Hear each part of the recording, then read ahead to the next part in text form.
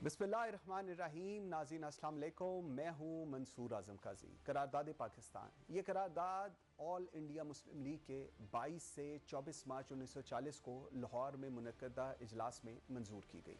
ये इजलास all India Muslim league की कौंसिल और वर्किंग कमेटी के 10 अगस्त, 17 और 18 सितंबर, 22 अक्टूबर 1939 और 3 फरवरी 1940 की करारदादों की मुकम्मल ताईद हमायत करता है। इजलास में वाज़ह तौर पर ऐलान करता है कि 1935 के गवर्नमेंट ऑफ इंडिया एक्ट में शामिल वफाकी तर्ज हुकूमत इस मुल्क के मखसूस हालात के लिए कतई गैर मौजू, नाकाबिल अमल और मुसलमानान हिंद के लिए किसी तौर काबिल कबूल नहीं है।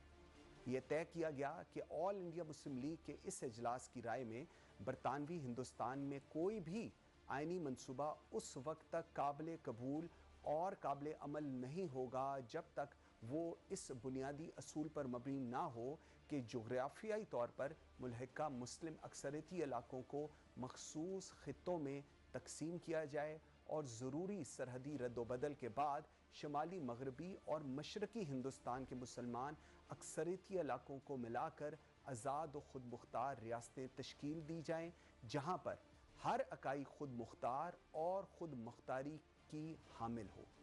ये भी तय किया गया कि अक़लियतों की मजहबी, सकाफ़ती, इक़्तिसादी, सियासी, इंतज़ामी और दीगर हकूक़ व मफ़ादात के तहफ़्फ़ुज़ के लिए आइन में वाज़िया, मौसर और लाज़िम दफ़ात शामिल की जाएँ। इन अक़लियतों के साथ मुशावरत के बाद इनके हकूक़ को यकीनी बनाया जाए। इसी तरह हिंदुस्तान के वो इलाके जहाँ मुसलमान अक़लियत में हैं, वहाँ भी मुसलमानों और दीगर अक़लियतों के मजहबी, सकाफ़ती, इक़्तिसादी, सियासी, इंतज़ामी और दीगर हकूक़ के तहफ़्फ़ुज़ के लिए ख़ुसूसी और मौसर इक़दामात किए जाएँ। ये इजलास मज़ीद फ़ैसला करता है कि मुस्लिम लीग की वर्किंग कमेटी इन बुनियादी असूलों के मुताबिक एक आइनी खाका तैयार करे जिसमें दिफ़ा, ख़ारजा अमूर, मवासलात, महसूलात और दीगर ज़रूरी अमूर के मुकम्मल इख्तियारात बिल आखिर मुतल्लिका खित्तों को तकवीज़ किए जाएँ और इसकी गुंजाइश मौजूद हो। 23 मार्च 1940 से 14 अगस्त 1947 तक का सफ़र बरे सग़ीर के मुसलमानों के लिए आज़ादी, कुर्बानी और अज़्म की एक लाजवाल दास्तान है। लाहौर में ऑल इंडिया मुस्लिम लीग के सालाना इजलास में कायद आज़म मोहम्मद अली जिन्ना की क़यादत में करारदाद पाकिस्तान मंजूर की गई। इसमें वाज़िया किया गया कि बरसग़ीर के मुसलमानों के लिए एक अलहदा रियासत ज़रूरी है जहाँ वो अपने मज़हब, सकाफ़त और रवायात के मुताबिक ज़िंदगी गुजार सकें। मुसलमानों की बेपनाह कुर्बानियों के बाद 14 अगस्त 1947 को पाकिस्तान एक आज़ाद मुल्क के तौर पर दुनिया के नक्शे पर उभरा। कायद आज़म मोहम्मद अली जिन्ना ने गवर्नर जनरल का हल्फ उठाया और यूँ एक नई इस्लामी रियासत की बुनियाद रखी गई। आज 23 मार्च 2025 में सबसे अहम सवाल ये है कि जिस मकसद, जिस उम्मीद, जिस ख्वाहिश, जिस एहसास, जिस जमहूर, जिस दीन और जिस रियासत इस्लाम के लिए इस्लामी जमहूरिया पाकिस्तान हासिल किया गया था, क्या वो पूरा हुआ है या नहीं?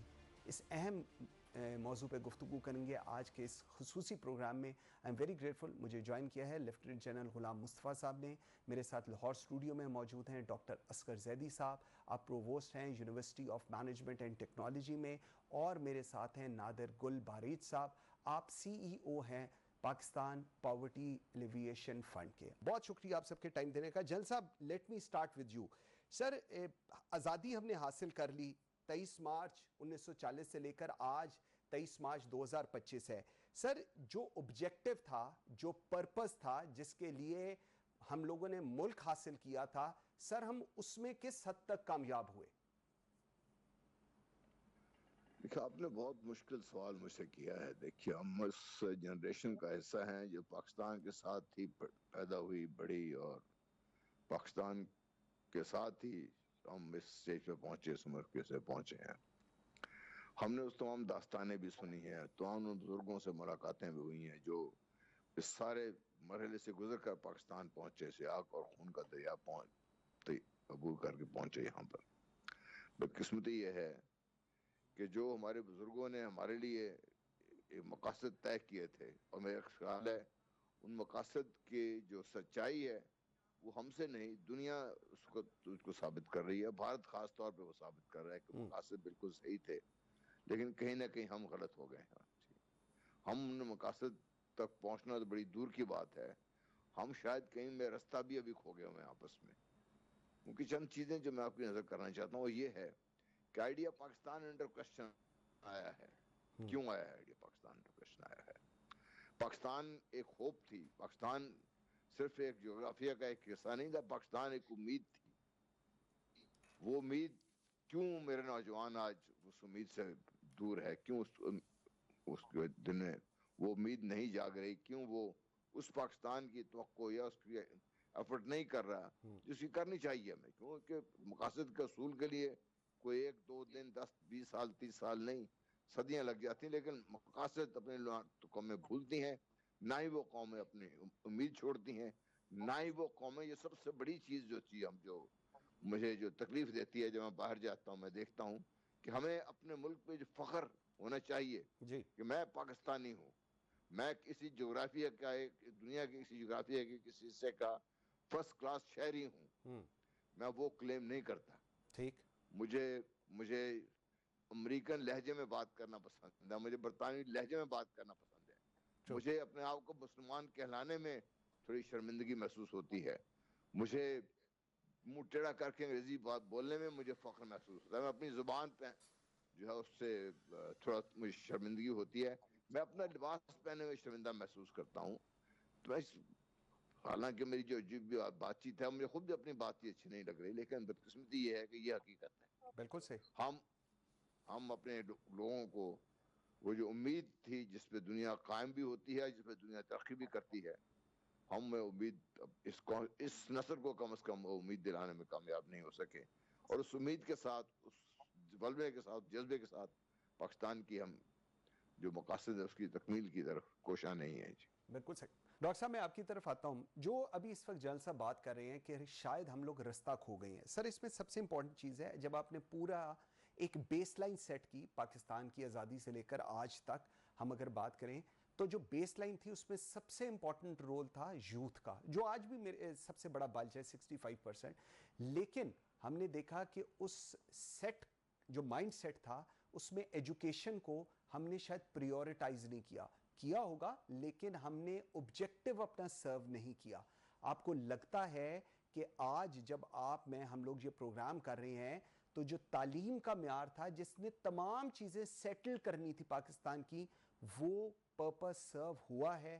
دیکھیے جس طرح جنرل مصطفیٰ صاحب نے بات کی کہ یہ ملک بڑی امیدوں اور مقاصد کے ساتھ قائم کیا گیا تھا, اور وہ مقاصد حاصل کرنے کے لیے آپ نے بڑا خوبصورت سوال کیا کہ ہمارے جوانوں کو اچھی تعلیم مہیا کر کے ہی ہم وہ مقاصد حاصل کر سکتے ہیں. میں بہت زیادہ پیسمسٹک نہیں ہوں, کسی قوم کو بننے میں, بہت بڑے مقام حاصل کرنے میں بہت سا عرصہ لگتا ہے. ٹھیک, اور میں سمجھتا ہوں 85 سال ایک بڑا عرصہ ہے, اور اس میں ہماری بہت سی ناکامیاں ہوئی ہیں, بہت سی کامیابیاں ہوئی ہیں, لیکن ابھی بھی ہمارے پاس بہت سا ٹائم ہے. اور ہم اگر آج اپنے تعلیمی اداروں پر کو ترجیح دیں, تو اچھی تعلیم کو ترجیح دیں, تو مجھے یقین ہے کہ کل ہماری جو مستقبل ہے وہ بہترین ہوگا. اس میں جو سب سے اہم بات ہے وہ یہ ہے کہ ہم نے اپنی تعلیم کو ترجیح دینی ہے. ہمارا ایک large share of GDP should be spent on education, especially higher education.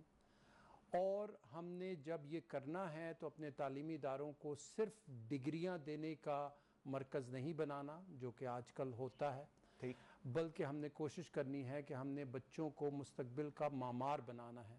اس طرح کی تعلیم دینی ہے کہ ان میں اپنے وطن کی محبت موجود ہو, مقاصد جو قربانیاں دی گئیں وہ ان کے سامنے ہوں, وہ اپنے حال کو جانتے ہوں, ان کی اپنی نظر جو ہے مستقبل پہ ہو.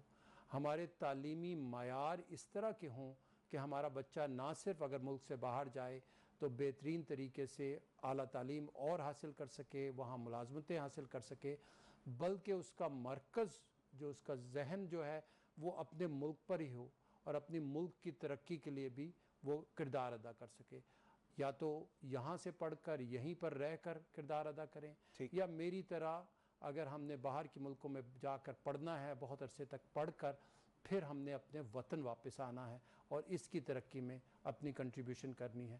تو میں سمجھتا ہوں اس میں تعلیمی اداروں کو صرف اور صرف تدریسی مراکز نہیں ہونے چاہیے، یہ ریسرچ ہب بننے چاہیے، اس میں جدت یعنی انوویشن کی بات ہونی چاہیے.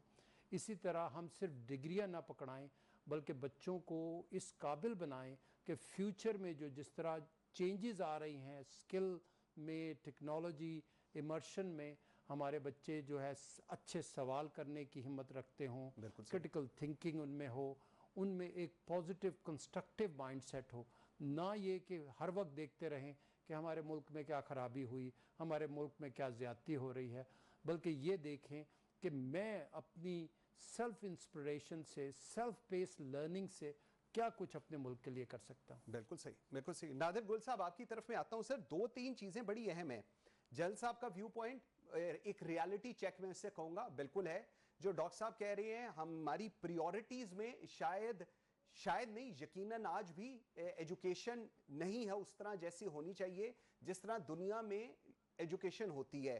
سر آپ کو بلانے کا مقصد میں پہلے یہ بتاؤں. سر ہم لوگ اکثر کرنٹ افیئرز میں یہ بات کرتے ہیں کہ جی پاکستان کے اندر کیا چل رہا ہے. سر کچھ رپورٹس ہیں جس کے اندر کہا گیا ہے کہ پاکستان میں 40% جو لوگ ہیں وہ شرح غربت سے نیچے ہیں.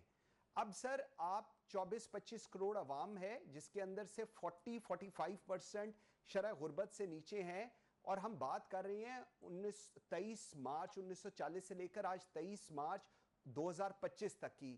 سر ہم کس طرف جا رہے ہیں میں یہ سمجھنے سے قاصر ہوں، یہ ذرا ہمیں سمجھائیے گا پلیز. جی بہت شکریہ جی آپ کا. ایک تو آپ کو بھی پاکستان ڈے مبارک ہو جی. اور میرا خیال یہ کہ ہمارے جو بزرگوں نے قربانی دی تھی اور جس کی وجہ سے آج پاکستان ایک حقیقت ہے دنیا کے اندر، یہ ایک اسلامی مملکت ہے بر صغیر پاک و ہند کے اندر، اور 25 کروڑ قریب لوگ یہاں پہ بستے ہیں. تو ایک تو یہ حقیقت ہے، یہ میں سمجھتا ہوں کہ بذات خود ایک بہت بڑی کامیابی ہے ہماری قوم کے لیے. اور دوسرا یہ ہے کہ تھوڑا سا کانٹیکٹ سے ہٹ کے بھی اگر میں بات کہوں کہ کامیابیاں ناکامیاں تو ریاستوں کی اور سٹیٹس کی اور ہوتی ہیں، لیکن اگر ایک چیز ہم دیکھ لیں کہ آج ہم ایک نیوکلیئر سٹیٹ ہیں، اور ہم نے پچھلی 2 دہائیوں میں جو دیکھا، جو مختلف ممالک کے اندر جو جنگیں ہوئیں، اور ہم جیسے غیرت مند ملکوں کی خواتین جو ہیں وہ بھی دنیا کے برافلس کے اندر بھی کی. تو ایک تو میرا خیال یہ کہ ہمیں اس پہ شکر ادا کرنا چاہیے کہ ہم ایک آزاد مملکت کے اندر سانس لے رہے ہیں، اور ہمیں یہ خوف رات کو نہیں ہوتا کہ کوئی آ کے ہمارے گھر کے اندر کوئی عصمت دری کرے گا ہماری خواتین کی. تو کم از کم یہ کہ ایک آزادانہ مومنٹ تو ہے، ایک آزادی کا احساس تو ہے ہمارے یہاں پہ. جہاں تک بات ہے کہ پاکستان کہاں پہنچا، یا ہم نے وہ سفر جس کے جو خواب دیکھا تھا ہمارے بزرگوں نے اس میں کہاں تک پہنچے، یقیناً اس میں بہت سارا کام کرنے کی ضرورت ہے، بہت سارے ایشوز ہیں جس کو دیکھنے کی ضرورت ہے. اس میں سمجھتا ہوں کہ جو سب سے پہلی بات ہے وہ تو انصاف کی فراہمی ہے. جس ملک کے اندر، جس اسٹیٹ کے اندر انصاف سب کے لیے برابر نہیں ہوگا تو وہاں پھر جنگل کا ہی قانون ہوتا ہے کہ مائٹ از رائٹ. تو ایک تو یہ ایک ایشو ہے ہمارے ملک کے اندر کہ ہم نے کچھ اپنی قوم کے اندر ڈفرینشیٹ کر دیا ہے کہ یہ ایلیٹ ہے، یہ مڈل کلاس ہے، یہ پور ہے، اور جو ایکسیس ٹو جسٹس ہے یا ایکسیس ٹو فیسلٹیز ہے اس کو ہم نے کنفائن کر دیا سرٹن پاکٹ تک. تو سب سے پہلے تو میرا خیال یہ کہ انصاف کی جو فراہمی ہے وہ سب کے لیے یکساں ہونا بہت ضروری ہے. ٹھیک. دوسرا یہ ہے کہ اس پچھلے اگر 45 سال کی میں مثال لوں، جب ہم بچے تھے ہم نے رشین انویژن دیکھی، اس کے بعد نیٹو آیا یہاں پہ، اور اس کے باوجود بھی مطلب آپ کے ہمسائے میں ویتنام کی جنگ ہمارے سامنے ہے کہ جب ویتنام میں لڑائی ہوئی تو کمبوڈیا، لاؤس، ان ممالک کا کیا حال ہوا، اور پاکستان کا سیم وہی سٹیٹس تھا. لیکن الحمدللہ ہم اس وار کے اندر ہم نے نقصانات بہت اٹھائے، ہمارے بہت سارے لوگ سویلین، ہمارے آرم فورسز لوگ شہید بھی ہوئے، لیکن پاکستان کی باؤنڈری کے اوپر کوئی اثر نہیں پڑا، اور آج بھی پاکستان کی باؤنڈری انٹیکٹ ہے. جہاں تک بات ہے غربت کی، بالکل پاکستان کے اندر یہ ایک ایشو ہے کہ غربت زیادہ ہے. غربت میں 2-3 مین فیکٹر ہوتے ہیں جی. ایک تو ہے بیسیکلی کہ جو ہمارے جو ڈیولپمنٹ پرائرٹیز ہیں وہ ہم نے کیا رکھی ہیں، وہ کنٹریبیوٹ کرتا ہے ٹوورڈ پاورٹی ریڈکشن. کہ آپ کی جو پرائرٹیز ہیں وہ کیا ہیں. پاکستان کے اندر اگر اس وقت ہم دیکھ لیں تو ایک بہت اچھا پروگرام چل رہا ہے بے نظیر انکم سپورٹ پروگرام جی کے نام سے، جو کہ ایشیا کا سب سے بڑا سوشل سیفٹی نیٹ ہے. لیکن یہ صرف ایک کیش گرانٹ ہے جو ہر مہینے ہم دیتے ہیں، تو اس سے غربت ختم نہیں ہو سکتی، ٹرو بلکہ یہ قسم کا آپ غربت میں جو لوگ غریب ہیں ان کو آپ مچھلی کھلا رہے ہیں، مچھلی پکڑنا نہیں سکھا رہے. تو ایگزیکٹلی ایک تو یہ کہ اس میں ایگزیکٹلی ہماری پریورٹی یہ ہونی چاہیے کہ ان لوگوں کو اپنے پاؤں پہ کھڑا کریں. اور جس ادارے کے ساتھ میں کام کر رہا ہوں، ہم نے اس پہ بڑا کام کیا. بریک نے بنگلہ دیش میں کام کیا، ہم نے پاکستان میں کام کیا، ہمارے پاس سکسیس سٹوریز ہیں. تو ایک تو یہ کہ ہمیں وہ پرائورٹی سیٹ کرنے کی ضرورت ہے کہ یہ 9.5 ملین کے قریب جو گھرانے ہیں 40% سے نیچے جو بنتے ہیں، یہ ان کو غربت سے نکالنے کے لیے ایک پرماننٹ سولوشن کو دیکھنے کی ضرورت ہے. ٹھیک دوسرا یہ ہے کہ ہم نے ہماری جو گورننس کے ایشوز ہیں ملک کے اندر، میرا خیال یہ کہ وہ بھی ایک بہت بڑی رکاوٹ ہیں کہ جو جس طریقے سے کوئی ملک ترقی کرتے ہیں تو گورننس کے اپنے بہت زیادہ ایشو ہیں پاکستان کے اندر. اور میرا خیال یہ کہ اس کو ہمیں دیکھنے کی ضرورت ہے. ہمیں سنجیدہ طریقے سے اپنے آنے والی نسلوں کے مستقبل کو محفوظ کرنے کے لیے اپنے گورننس کے سسٹم کو بہتر بنانے کی ضرورت ہے. ٹھیک اس کے علاوہ جو غربت میں کمی کے حوالے سے ہم بات کرتے ہیں، ہم میرا خیال یہ کہ ہمارا ملک ولنریبل ہے ٹو کلائمیٹ چینج کے جو اثرات ہیں. آلدو کہ ہم کاربن ایمیشن میں 1% سے لیس کنٹریبیوٹ کرتے ہیں، لیکن یہ ہے کہ جو دنیا کے اندر کلائمیٹ چینج کے اثرات ہیں وہ 10 ممالک میں ہم آتے ہیں.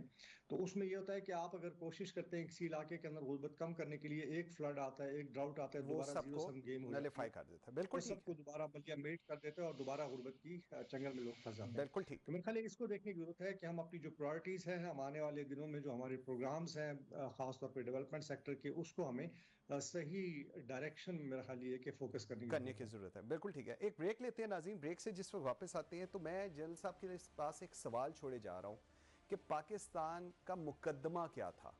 جب ہم بات کرتے ہیں کہ پاکستان مسلمانوں کے لیے ایک علیحدہ ملک ہو جہاں پر وہ رہیں، یہاں پر منورٹیز کے پاس اپنی چیزیں ان کی ایکسرسائز کر سکیں، وہ اپنے ریچولز کو اینڈ آل دیٹ، پاکستان کا جو مقدمہ تھا، کیا آج جب ہم یہ بات کر رہے ہیں کیا آج وہ مقدمہ ہم جیت چکے ہیں، ہم جیتنے جا رہے ہیں، یا وہ اس پورے پروسیس کے اندر ہم پاکستان کا مقدمہ بھول کر کسی اور طرف چل پڑے؟ ایک بریک لیتے ہیں ناظرین، میرے ساتھ رہیے. Welcome back after the break. جی جل صاحب آپ کے لیے سر ایک سوال چھوڑ گیا تھا. سر پاکستان کا مقدمہ کیا تھا؟ ہم نے جس پرپز کے لیے پاکستان حاصل کیا وہ پرپز کی تو آپ نے پہلے بات کی، لیکن وہ مقدمہ یا جو اس کا آبجیکٹو تھا ہم لوگ وہ بھول گئے ہیں، ہم اس راستے پر ہیں، یا شاید وہ ہماری یہ پریورٹی نہیں ہے؟ سر آپ کا جواب. آپ کے جواب میں سب سے پہلے تو مودی صاحب کا شکریہ ادا کرنا چاہتا ہوں کہ انہوں نے جس طریقے سے اپنے ملک کو آگے لے جانے کے لیے جو بھی انہوں نے نقطہ نظر اپنایا ہے، اسے ایک بات واضح ہو گئی ہے. اگر پاکستان خدا نخواستہ نہ بنتا تو میں آج کسی دروازے پہ کھڑا چپراسی ہوتا یا کسی گھر کی صفائی کر رہا ہوتا، میری ماں بہن خطرے میں ہوتی، میری جان خطرے میں ہوتی. اب بھی جس طرح ناگپور میں پچھلے دنوں فسادات پھوٹ پڑے ہیں، میں کبھی محفوظ نہ ہوتا. میں اپنے دین کی، اپنے جو بھی میرے مقاصد ہیں، جو بھی میں بلیو کرتا ہوں، میں اس طرف چل نہ سکتا. یہ صحیح. اس کا تو اس پہ مور ثبت کر دی ہے مودی صاحب نے. ٹھیک. اب ہم نے کیا کیا ہے؟ ہم دراصل ہم اپنے تاریخ کا جو تناظر ہے اس کو بھی ہم نے اس کو غلط کر دیا ہے. جو کانٹیکسٹ ہے نا اپنی ہسٹری کا، ہم نے اس کو صحیح نہیں رکھا. اس میں ڈاکٹر صاحب بیٹھے ہوئے ہیں، مجھ سے بہت بہتر بتا سکتے ہیں آپ کو کہ ہم نے اپنی تاریخ میں شخصیت پرستی تو رکھی. ایک تو کسی کو اگر ضیاء پسند ہے تو اس کی تاریخ ضیاء سے شروع ہوتی ہے، کسی کو بھٹو صاحب پسند ہے تو اس کی تاریخ بھٹو سے شروع ہوتی ہے اور بھٹو پہ ختم ہوتی ہے. ٹھیک. ابھی اگلے دن میں کہیں سن رہا تھا کہ کوئی نواز شریف صاحب کی جو اکنامک ریفارمز ہے اس کے بارے میں میٹرک میں کوشچنز آ رہے ہیں. ہم نے شخصیت تک محفوظ رکھا ہے اس کو، مقاصد کو ایز اے مقصد لے کے نہیں چلے. میثاق پاکستان مقصد نہیں بنایا ہم نے. ٹھیک.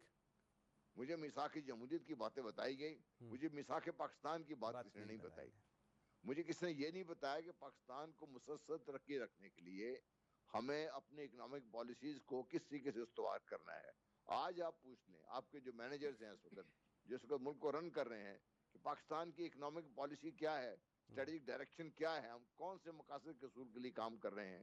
ایوب کو اب لاکھ گالی نکال لیں، لیکن اس نے زراعت کی ترقی کے لیے شروع کیا کام. زراعت کو آپ کی پہلا گرین ریولیوشن پاکستان میں آیا. پاکستان انڈسٹریلی ڈیولپ کرنے کی طرف چل پڑا تھا, دنیا پاکستان کو دیکھ رہی تھی, ہم نے اس کا بیڑا غرق کر دیا.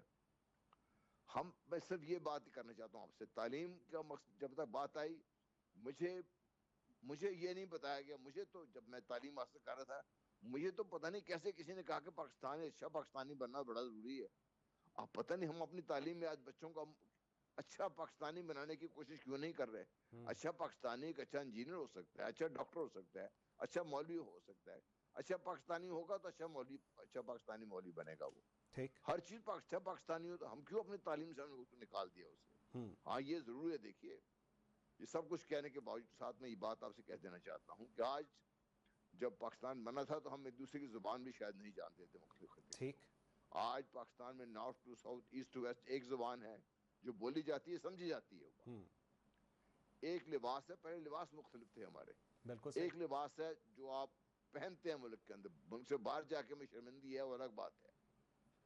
آپ کی جو خوراک ہے وہ تقریباً ایک ایسی خوراک ہے. بالکل صحیح. ابھی بات کر رہے تھے میرے بھائی غربت کے بارے میں. پاکستان غریب ملک ہے, لیکن آپ دیکھیے 25 کروڑ عوام میں سے آپ 40% کو نکال دیں تو باقی جو بچتے ہیں ان کا بھی 50% آپ کر دیں تو یہ آبادی جو ہے آپ کی تقریباً 5-6 کروڑ جو جس بچ جاتا ہے, یہ مڈل ایسٹ کی آبادی سے زیادہ ہے. بالکل صحیح. اس سے زیادہ لوگ پاکستان میں اس وقت ایفلوئنٹ زندگی گزار رہے ہیں. لیکن بحثیت ایک قوم ہم چونکہ ایک طرف we are not putting our shoulder to the wheel, ہم ایک طرف پاکستان کو لے کے نہیں جا رہے. مجھے یہ خوشی ہوتی ہے کہ میں پاکستان سے باہر بزنس کر رہا ہوں. پاکستان کا پیسہ پاکستان میں کیوں نہیں لگا رہا میں. ویری رائٹ, ویری رائٹ, بالکل صحیح کہہ رہے ہیں. تو یہی چیزیں میں ذہن میں آتی ہیں جب بات آپ کرتے ہیں کہ مقصد کے اصول کی طرف. مقصد آپ سب کو پتہ ہے, میں آپ کو بار بار کہتا ہوں, مجھے آج بھی کوئی بھی مجھے کچھ دینا چاہے میں پاکستان چھوڑ کے نہیں جا سکتا, کیونکہ میں پاکستان میں آج بھی سب کچھ کے باوجود ایک آزاد شہری ہوں, نمبر 1 شہری ہوں اس وقت. Very right. میں امریکہ میں چلے جاؤں, ارب پتی ہوں میں, امریکہ چلے جاؤں وہاں پہ, ہاں, میں کبھی ایک امریکہ کا فرسٹ کلاس شہری نہیں بن نہیں ہو سکتا. سکتا. بالکل صحیح. Very important point, very important. اچھا ڈاکٹر صاحب, 2 چیزیں. ایک, پاکستان کو ہم برانڈ رجسٹر نہیں کر سکے آج تک پاکستانیوں کے لیے, نمبر 1. نمبر 2, پریورٹیز کی آپ نے بات کی. ہماری ایجوکیشن کہنے کی حد تک ہر حکومت کی پریورٹی لسٹ میں ہوتی ہے, بٹ اگر آپ فیکچولی دیکھیں اس کا جی ڈی پی جو آپ مینشن کر رہے تھے اس میں اس کی ایلوکیشن ایسے لگتا ہے جیسے شاید کوئی اللہ واسطے کے کسی کو ہم نے پیسے دینے ہیں. سر یہ اپروچ جو ہے, اور اس کے بعد ہم بات کر رہے ہیں کہ ہم نے قوم کھڑی کرنی ہے, ایک ایسی قوم جہاں پر جن کا ویو ہونا چاہیے پاکستان, برانڈ ہونا چاہیے made in Pakistan. Ground reality اور یہ کیا ملتی ہے, کچھ آپ کو لگتا ہے اس سے امید؟ دیکھیے جی, پالیسی کنٹینیوٹی جو ہے وہ بڑی اہمیت رکھتی ہے کسی بھی ملک کی ترقی کے لیے. اوکے. اگر کسی ایک وقت ہمیں یہ نظر بھی آتا ہے کہ ایجوکیشن کو پریورٹی دی جا رہی ہے, ہم آگے بڑھ رہے ہیں, پھر ہمیں محسوس ہوتا ہے کہ حکومت چینج ہوتی ہے, پولیٹیکل انسٹیبلٹی ہوتی ہے, کوئی آتا ہے کوئی جاتا ہے, اور اچانک دوبارہ سے ہم شروع کر رہے ہوتے ہیں, ہم دوبارہ سے اپنا مقدمہ پیش کر رہے ہوتے ہیں کہ ایجوکیشن کو پریورٹی دیں. بیک ٹو اسکیئر ون ہوتے ہیں. ٹھیک. تو بہت ضروری ہے کہ ہمیں لانگر ٹرم اسٹریٹجی کی طرف سوچنا چاہیے. اچھا, اور لانگر ٹرم اسٹریٹجی کو اس طرح نہیں سوچنا چاہیے کہ آج 2% ہے جی ڈی پی کا ایجوکیشن کی طرف, تو وہ اگلے سال 2.5% کر دیں گے, پھر 3% کر دیں گے. جو اس وقت ایجوکیشن کی اہمیت ہے, اس وقت ایک ایجوکیشن ایمرجنسی قائم ہونی چاہیے کہ اس وقت اتنی ضرورت ہے کہ فوراً سے پہلے ہم نے اپنے بہت سے ریسورسز جو ہیں وہ منتقل کرنے ہیں ایجوکیشن کی طرف. یعنی اس وقت اگر ہم اپنا سب سے بڑا ایسٹ دیکھیں, ابھی ہمارے ایک تجزیہ نگار نے یہ کہا کہ ہم نے ایک مستقبل تلاش کرنا ہے, ایک دائمی سلوشن تلاش کرنا ہے. میں سمجھتا ہوں کہ وہ سلوشن جو ہے وہ تعلیمی اداروں کی ترقی میں محفوظ ہے. ہم زیادہ سے زیادہ پریورٹی اپنی ایجوکیشن کو دیں, ایسی ایجوکیشن جس میں ریسرچ بھی ہے, جس میں انوویشن بھی ہے, ایسی ایجوکیشن جو صرف تعلیمی ڈگریاں نہیں دے رہی بلکہ اچھے انسان بھی بنا رہے ہیں. لیکن ڈاکٹر صاحب 85 سال گزر رہے, کیوں نہیں ہم نے سوچا, کیوں آج بھی, کیوں آپ اور میں, ہم لوگ آج کیوں یہ بیٹھ کے بات کریں کہ جی پریورٹی ہے. مطلب I am unable to understand کہ لیڈرز ہیں, باتیں کرتے ہیں, باہر سے پڑھ کے آتے ہیں, جو انگریڈینٹس آپ پہلے بتا رہے تھے ہمارے موسٹلی لیڈرز میں ہیں, لیکن اس کے باوجود یہ پریورٹی نہیں ہے. देखिए, प्रायोरिटी जहाँ तक अगर हम देखें इनरोलमेंट का और ख़ुसूसन इनरोलमेंट इन हायर एजुकेशन में, तो हम देखते हैं कि ये बेहतरी तो आई है। बहुत से बच्चे अब यूनिवर्सिटी की एक्सेस उनमें आ रही है। ठीक। जो असल प्रॉब्लम रहा है वो रहा है क्वालिटी ऑफ एजुकेशन। हम बच्चों को डिग्रियां थमा देते हैं, फिर वो मुलाजमत करने के काबिल नहीं होते। तो मैं समझता हूँ कि जो सही प्रायोरिटाइजेशन करनी है, ना सिर्फ ज़्यादा पैसे देने हैं, बहुत पैसे कम इस सेक्टर में गए, बल्कि इसकी डायरेक्शन चेंज करनी है। जो यूनिवर्सिटीज़ में बोल्ड लीडरशिप लानी है कि जो परवाह करें कि उनके एजुकेशन स्टैंडर्ड्स किस तरह के बेहतर होंगे। नहीं तो इसी तरह होता रहेगा कि हम बात करते रहेंगे, बच्चे ग्रेजुएट होकर भी वो प्रोडक्टिविटी नहीं दिखा सकेंगे जो हम एक्सपेक्ट करते हैं कि यूनिवर्सिटी ग्रेजुएट से।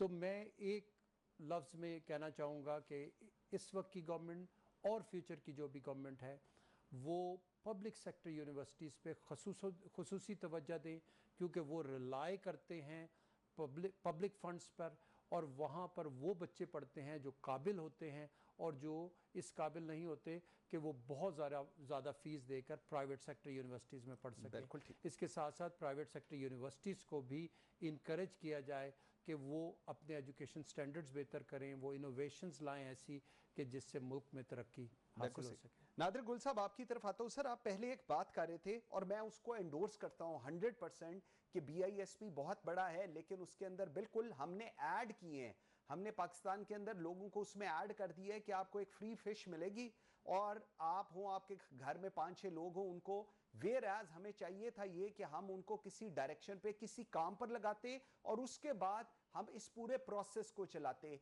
सर, ये आपकी अप्रोच है जिसको मैं बहुत कदर की नजर से देखता हूं, लेकिन ये अप्रोच हुकूमतों की नहीं है, ये अप्रोच उस थिंक टैंक की नहीं है जो इस मुल्क को चला रहा है, जिसका रिजल्ट ये है कि 40-45% पाकिस्तान का शरह गुर्बत से नीचे है। मतलब उनके पास 2 दफा खाने का उनके पास सोर्सेज नहीं है कि वो दूसरी दफा भी खाना खा सकें।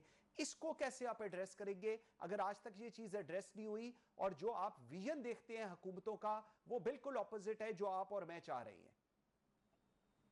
देखिए जी, हमारा ओवरऑल स्टेट कंफ्यूज है कि इस मुल्क के अंदर फॉर्म ऑफ गवर्नमेंट कौन सी लानी है। हम डेमोक्रेटिक बनना चाह रहे हैं, हमने कोई प्रेसिडेंशियल फॉर्म ऑफ गवर्नमेंट लेके आना है, हमने क्या लेके आना है। देखिए, पिछले 70-80 साल के अंदर देखें जो टर्मोइल क्रिएट हुआ है उसमें अब तक तो हम इस चीज़ पे डिसाइड नहीं कर पाए कि हमने किस फॉर्म ऑफ गवर्नमेंट पे लेके चलना है अगले 100 सालों में या 200 सालों में। क्योंकि कौमें बनती हैं 200-300-400 साल लगते हैं कौमों को बनने के लिए। अब 50 साल मेरा ख्याल है कि इतना सफिशिएंट नहीं है। चैलेंजेस हमने कन्फ्रंट किए हैं, खासतौर पर जो post second world war era के अंदर जो कोल्ड वॉर चली है उसके अंदर जो हम पिसे हैं। तो इसलिए पहले तो ये कि हमें उस लेवल के ऊपर देखने की जरूरत है, हमने किस फॉर्म की गवर्नमेंट लेके आनी ताकि हर एक सेटल हो जाए, हर इंस्टीट्यूशन अपनी जगह पे सेटल हो जाए। एक तो ये बड़ा क्वेश्चन मार्क है।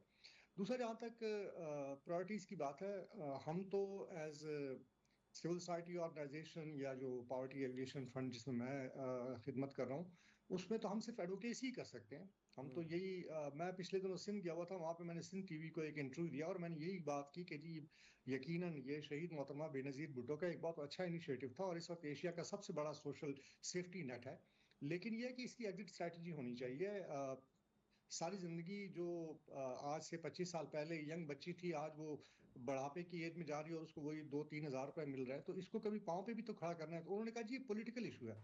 मैंने कहा जी पॉलिटिकल इशू कोई नहीं है, आप सिंपल ये है कि अगर एक हस्ती के नाम पे ये प्रोग्राम था तो आप इसको बेनजीर ग्रेजुएशन प्रोग्राम का नाम दे दें। ठीक। उन्हीं खवातीन को जो ना आप ग्रेजुएट कर दें, गुर्बत से निकालें। और आज आप देख लें कि हमारे हमसाय ममालिक ने पूरी दुनिया के अंदर कॉटन इंडस्ट्री को जो है, ये कॉटन इंडस्ट्री को, टेक्सटाइल की जो इंडस्ट्री है उसको पे उन्होंने कब्जा कर लिया है। उन्होंने सिर्फ यही किया कि इन गरीब खवातीन को उन्होंने सेंटर बना के दिए, वहां से सारा सारा उन्होंने जितना भी टेक्सटाइल काम है वो खवातीन घरों में करती हैं। कॉटेज इंडस्ट्री डेवलप हुई है और वो पूरी दुनिया में एक्सपोर्ट कर रहे हैं अपने टेक्सटाइल को, जबकि हमने रिवर्स गियर लगाया हुआ है। स्कैंडिनेवियन कंट्रीज में गया हुआ था, वहाँ पे पहले 100% पाकिस्तान जो है टेक्सटाइल काम करता था, अब सारे का सारा बांग्लादेश और इंडिया आ कर गया इंडिया। तो ठीक। उसमें यह है कि हमारी जो पॉलिटिकल एलीट है उसको थोड़ा सा इसके ऊपर सोचने की जरूरत है कि जो हमारे पॉलिटिकल, हमें हर चीज में पॉलिटिक्स को नहीं लानी चाहिए।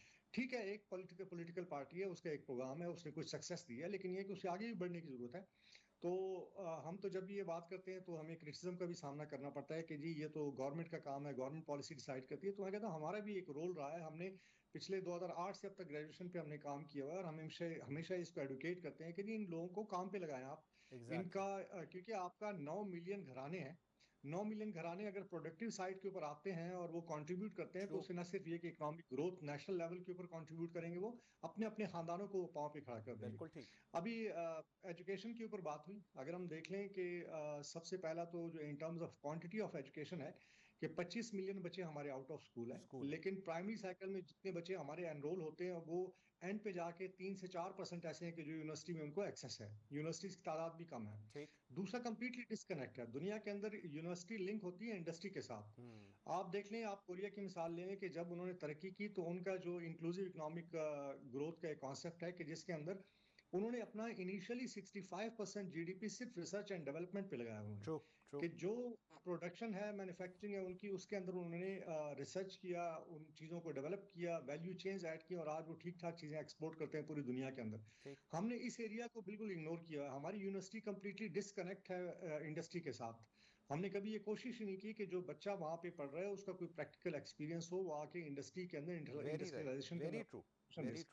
تو میں بالکل ڈاکٹر صاحب کی بات سے اگری کرتا ہوں کہ ہم صرف ڈگریاں بانٹ رہے ہیں، ہم نہ جاب پلیسمنٹ کرتے ہیں. اور یہ میں آپ کو ایک بات بتاؤں کہ آج ہم ایک بہت اچھے دن کے موقع پہ بیٹھے ہوئے ہیں کہ 1940 میں جب ایک خواب دیکھا گیا تھا ایک ملک کا جو کہ پاکستان ایک حقیقت ہے، لیکن میرا اپنا فیئر یہ ہے کہ 65% آبادی ہماری 30 سال سے عمر کے کم نوجوانوں اور بچوں کی ہے. اگر ہم نے ان کو تعلیم، ان کی تربیت اور ان کے لیے روزگار کا بندوبست نہیں کیا تو یہ ایک ٹرمائل بھی ہو سکتا ہے. آج ہم دیکھ رہے ہیں کہ مرج ڈسٹرکٹ بلوچستان کے اندر کیا ہو رہا ہے. میں بلکہ یہ اسی سارے پہ کنٹریبیوٹری فیکٹر ہیں. بالکل صحیح. ایک بریک لیتے ہیں ناظرین، اور بریک سے واپس آتے ہیں تو اکائیوں کی، جو پاکستان کی اکائیاں ہیں ان کے اوپر بات کریں گے. اور یہ جو ایک بڑا امپورٹنٹ میرے خیال میں اس وقت ہے کہ ہم نے کرنا کیا ہے، ہم کس قسم کی حکومت چاہتے ہیں، ہم کس قسم کا نظام چاہتے ہیں.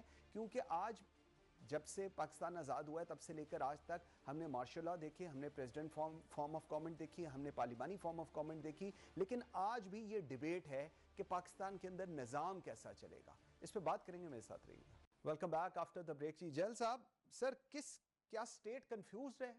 ہم کس قسم کا نظام چاہتے ہیں؟ اور اگر میں اکائیوں کی بات کروں سر، جو بلوچستان میں اس وقت چل رہا ہے پوسٹ جعفر ایکسپریس انسیڈنٹ، کل میں رات کو دیکھ رہا تھا، کل وہاں پر ایک اور اس طرح کا سانحہ ہوا ہے جس میں پولیس کی اس پہ حملہ کیا اور شہید ہوئے ہیں ہمارے جوان. اس کے بعد ہم یہ دیکھتے ہیں پولیٹیکل ڈائلاگ بھی ہے، لیکن اس کے ساتھ سافٹ سٹیٹ، ہارڈ سٹیٹ کا بھی اب دوبارہ ایک 5ویں intelligence based operation, kinetic operations کی باتیں ہو رہی ہیں. سر کرنا کیا ہے ہم نے؟ ملک ہے ہمارا، کرنا کیا ہے ہم نے؟ ذرا اب اس پہ آتے ہیں. کرنے کو تو بہت کچھ ہے، لیکن بیسک چیز جو ہمیں کرنے کی بے انتہا ضرورت ہے، کیوں غریب جو بلوچستان کا ہے یا پنجاب کا ہے یا کے پی کا ہے یا سندھ کا ہے، وہ غریب ہے بیچارہ. اس کو سندھ سے، بلوچستان سے غرض تبھی ہوگی، اس کی اٹیچمنٹ تبھی ہوگی جب وہ وہاں سے اس کو اس کے روزگار کے ذرائع ہوں گے، اس کے بچوں کے لیے امید ہوگی، اس کو ایک واضح مستقبل نظر آتا ہوگا. تو ہم یہ چیز ہم بھول چکے ہیں. ہم نے اس غریب گھر تک پہنچنا ہے، اس غریب آدمی تک پہنچنا ہے، اس کو اپنے ساتھ ملانا ہے. ہم نے بالکل صحیح. جب تک وہ اپنے آپ کو انکلوڈڈ محسوس نہیں کرے گا، جب وہ اس سارے اس میں سٹیک ہولڈر نہیں ہوگا، تو آپ 1000 لیڈرشپ لے آئیں، ذوالفقار علی بھٹو لے آئیں، نواز شریف لے آئیں، فلانا لے آئیں، آپ کا کام نہیں بننے والا. آپ جو مرضی کر لیں، ایک نہیں 2000 آپریشن آپ اور کر لیں، آپ کبھی کامیاب نہیں ہو سکتے جب تک بلوچستان کے آخری کونے میں رہنے والا شخص اپنے آپ کو پاکستانی محسوس نہیں کرے گا، وہ اپنے پاکستانی میں فخر نہیں کرے گا. اس کو آپ نے اس کو انکلوڈ کرنا ہے، اس کی ضرورت ہے. نمبر 1. نمبر 2، ہم نے جو اپنی ایک آئیڈیالوجی میں جو ہم بھول گئے ہیں راستے میں، ہم نے اپنے چھوٹے چھوٹے جو مفادات کے دائرے میں پھنس کے رہ گئے ہیں کہ میں نے تعلیم دینی ہے تو میں نے سندھی زبان میں دینی ہے، دیں بھائی، بلوچی زبان میں دینی ہے، دیں بھائی، لیکن سبق تو ایک دیں آپ ان کو. جو آپ کا نصاب ہو وہ تو ایک ہو، بلوچی میں ہو، پشتو، مجھے کسی زبان میں ہو، مجھے میری زبانیں ہیں. پوری دنیا میں ایسے بہت سے ممالک ہیں جہاں مختلف زبانیں بولی جاتی ہیں، بھارت کے اندر مختلف زبانیں بولی جاتی ہیں، لیکن تاریخ تو ایک ہو. جو میں سبق دے رہا ہوں وہ سبق تو ایک ہو نا مجھے. बिल्कुल सही, یہ بہت ضروری ہے میرے لیے کرنا. बिल्कुल ठीक. یہ دو چیزیں جو ہے ہمیں کرنے کی ضرورت ہے. اور تیسرا جب آپ ان کو انکلوڈ کریں گے تو پھر آپ کو پتہ چلے گا اس کو تعلیم کی ضرورت ہے, اس کو صحت کی ضرورت ہے, اس کو بالکل صحیح. جابز کریٹ کرنے کے لیے آپ نے اپنی جی ڈی پی ہماری پاکستان اس شاید کو وہ ادھر ملک ہے لگانے کی جس ضرورت ہے. کی جی ڈی پی لگاتار ہماری جی ڈی پی شرنک کر رہی ہے. بالکل صحیح. ہماری جو اکنامک بیس ہے وہ روز کے روز نیرو ہوتی نیرو جا ہو رہی رہی ہے. ہے. بالکل ٹھیک سر. آج جی جی جی سر, میرے پاس ٹائم سوری تھوڑا کم تھا. ڈاکٹر صاحب, اسٹیک ہولڈرز جو پیپل آف پاکستان ہیں, دے فیل ڈسکنیکٹڈ. وہ کہتے ہیں ہم اسٹیک ہولڈرز نہیں ہیں, لیکن at the end of the day مفادات کی جنگ ہے. لیکن پھر ہم نے آگے بھی جانا ہے, اور اس کے اندر سارے جو کنسنسس ڈیولپ ہو رہا ہے اس میں سب سے زیادہ جو فوکس ہے وہ آپ کے اوپر ہے, مینز ایجوکیشن. سو اگر ایجوکیشن ایک لیول پر سب کے لیے برابر نہیں ہوگی, things will not work. Your take. دیکھیے جی, ایجوکیشن کو بہتر بنانے کے لیے جو ایک فیکٹر ہے, ایک سٹیک ہولڈر ہے, اس کو ہم نے بہتر بنانا ہے. اگر ہمارے اساتذہ بہتر ہو جائیں گے تو اس کے ساتھ ساتھ ہمارے بچوں کی ٹریننگ اچھی ہو جائے گی, ان کی تعلیم اچھی ہو جائے گی, اور اس کے ساتھ ساتھ ہمارا نصاب بھی اچھا ہو جائے گا. ویسے تو ہم نے نصاب بھی بہتر کرنا ہے اور دوسرے معاملات بھی, لیکن اگر ہم یہ مڈل مینجمنٹ جو ہے جس میں اساتذہ ایک اہم رول پلے کرنا چاہتے ہیں, تو آپ کے پلیٹ فارم سے میں یہ ریکویسٹ کرتا ہوں کہ یہ جو ایڈیشنل ریسورسز, ایڈیشنل پرائورٹی ہم نے ایجوکیشن سیکٹر کی طرف لانی ہے, اس میں فیکلٹی ڈیولپمنٹ, ٹیچر ڈیولپمنٹ پر زیادہ سے زیادہ فوکس دی جائے. اور پھر جب اچھی فیکلٹی ہو تو اس کے لیے ضروری ہے کہ اچھی لیڈرشپ بھی ہو. آپ کی یونیورسٹیز کو بولڈ لیڈرشپ چاہیے جو سیاسی معاملات سے علیحدہ ہو کر صرف اور صرف ایجوکیشن سٹینڈرڈز کو بہترین کرنے کے لیے دن رات کوشاں رہیں. بالکل ٹھیک ہے. نادر صاحب, سر یور کلوزنگ کامنٹس آن دس کہ کیپیسٹی بلڈنگ کی بہت ضرورت ہے, اور انفارچونیٹلی آج تک ہم لوگ شاید اس ڈائریکشن پر نہیں چل سکے. کوششیں کی ہیں, کچھ حد تک کامیاب بھی ہوئے ہوں گے, لیکن over all as a nation اگر ہم نے پاکستان کو ایک مضبوط نیشن بنانا ہے, ہم اس کے لیے اس کیپیسٹی بلڈنگ کو آج بھی پورا نہیں کر سکے. سر دیکھیں جی, میں فرانس کے وزٹ پہ گیا ہوا تھا, تو میں نے کسی سے پوچھا کہ فرانس کے گاؤں میں جو سب سے بڑا بنگلہ گاڑی ہوتی ہے, اچھا اسٹیٹس ہوتا ہے, وہ کس کا ہے؟ اس نے کہا جی پرائمری اسکول ٹیچر, کیونکہ وہ ہمارے جو قوم ہے اس کی بنیاد بناتا ہے. آج آپ پاکستان کے اندر چلے جائیں, خاص طور پہ جن علاقوں کے اندر ٹرموائل ہے, بلوچستان ہو گیا, کے پی, جو دنیا کے اندر ناکام ترین انسان ہے اس کو ہم نے پرائمری کا ٹیچر لگا دیا. ہم نے ایجوکیشن انسٹیٹیوشنز کے اندر گورننس کا برا حال کر دیا ہے. تو اس سے ہمارے پاس کیا بریڈ آئے گی, ہم کیا کیپیسٹی بلڈنگ کریں گے؟ دیکھیں, ایک تو کیپیسٹی بلڈنگ ہے, چلیں آپ اسکل ڈیولپمنٹ پہ کام کرتے ہیں, آپ لوگوں کو سیوک سائنس سکھاتے ہیں, باقی جب آپ کی بنیاد ہی خراب ہوگی, اور پھر یہ جو بڑا ڈاکٹر صاحب نے صحیح بات کی, بلکہ آپ نے بھی پوائنٹ آؤٹ کیا کہ جب تک ہم کلاس میں رہیں گے کہ جی اس کلاس کے لیے وہ ایجوکیشن سسٹم ہے, اس کلاس کے لیے ایجوکیشن سسٹم ہے, تو ذہن سازی, کیپیسٹی بلڈنگ بڑی مشکل ہوگی. دوسرا یہ ہے کہ جو اونرشپ ہوتی ہے ایک کنٹری کی, مطلب میں آپ بتاؤں کہ پاکستان جب بنا تو جتنے بھی اسٹیٹ تھے سب نے ولنگلی پاکستان کے اندر شرکت کی, چاہے وہ خان آف کلات تھا, چاہے وہ میر جعفر خان جمالی تھا, وہ چیف آف خراسان تھا, وہ نواب بہاولپور تھا, جتنے بھی تھے انہوں نے ولنگلی کیا. لیکن اس کے بعد پھر ہم نے دیکھا کہ جو نیریٹو آئے مختلف, کبھی سندھو دیش کا نعرہ لگا, کبھی جاگ پنجابی جاگ کا نعرہ لگا, کبھی آزاد بلوچستان کا نعرہ لگا, کبھی آزاد پشتونستان کا نعرہ لگا. تو بیسیکلی ایک تو یہ کہ ٹاپ لیول سے لے کے لیڈرشپ سے لے کے نیچے تک ہمیں ایک ہی نیریٹو بنانے کی ضرورت ہے, اور اس کے اوپر پھر ہمیں کام کرنے کی ضرورت ہے کہ جو ذہن سازی ہے لوگوں کی وہ ہم کیسے کر سکتے ہیں. تو میرا یہ خیال ہے کہ سب سے پہلے تو ہمیں ایجوکیشنل ریفارم کی ضرورت ہے, کہ جو آپ کا بیس بنتی ہے پرائمری سائیکل, اس پہ توجہ دینے کی ضرورت ہے. ایک بچہ اگر وہ انگلش میڈیم اسکول میں پڑھتا ہے تو اس کی گروتھ ڈفرینٹ ہوتی ہے, ایک سرکاری اسکول میں پڑھتا ہے اس کی ڈفرینٹ ہوتی ہے. اور دوسرا ایک بات صرف آخری میں, جو جنرل صاحب نے اس کا ذکر کیا کہ ہمیں تو نیشنل ڈریس, میں خود قمیض شلوار میں بڑا کمفرٹیبل ہوتا ہوں. آپ یقین کریں, میں اسلام آباد کے سیکٹریٹ میں گھستا ہوں, 50% نمبر میرے کم ہو جاتے ہیں کہ یہ تو قمیض شلوار میں آگے. تو مطلب ہم تو اپنا جو نیشنل ڈریس ہے اس کو پہننے میں ہمیں شرم محسوس ہوتی ہے. میرے خیال یہ ساری چیزیں جس میں ہم سب کو ریئلائز کریں گے. لیفٹیننٹ جنرل غلام مصطفیٰ صاحب, thank you very much. Doctor Oscar Zaidi صاحب بہت شکریہ جی. نادر گل بروچ صاحب بہت شکریہ جی. At the end of the programme ناظرین, نیریٹو صرف ایک ہے, اور نیریٹو ہے پاکستان کا. ہمارے ایشوز ہیں, ہمارے آبجیکٹیوز ہیں, ہم اس کو اس وقت تک, اس آج کی تاریخ تک اس کو اچیو نہیں کر سکے, لیکن اس کا ہرگز یہ مطلب نہیں کہ ہم لوگ وہاں تک پہنچیں گے نہیں. ہم لوگ پہنچیں گے, لیکن اس میں پریورٹی صرف ایک ہے, اور وہ ہے پاکستان. مجھے منصور اعظم قاضی کو اجازت دیجیے. اللہ حافظ.